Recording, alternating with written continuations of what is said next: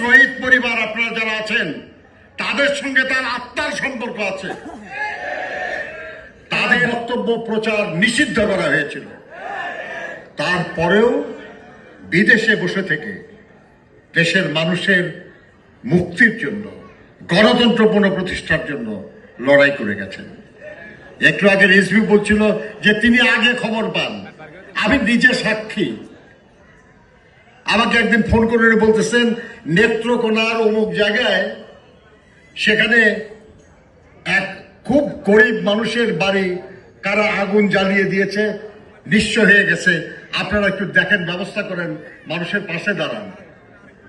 দেখেন, আমি ঢাকায় থাকি, আমার বাড়ি জামালপুরে, ময়মনসিংহ বিভাগের লোক, আমি জানি না, লন্ডন থেকে তারেক রহমান সাহেব জানেন। দেশের মানুষ এবং দেশের জন্য খোঁজ না রাখলে, আন্তরিক না হলে কেউ এত খবর রাখে?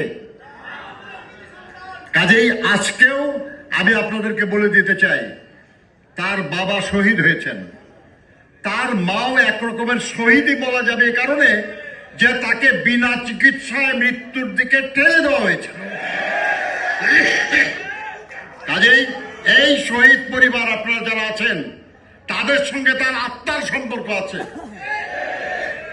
তাদের সুবিচারের জন্য, তাদের পরিবারের মর্যাদা রক্ষার জন্য, সহযোগিতা করার জন্য, সন্তানদের লেখাপড়া করার জন্য এবং মর্যাদার সাথে সমাজে পুনর্বাসিত করার জন্য যে কাজ, এই কাজ ইনশাআল্লাহ তার নেতৃত্বে আমরা করব।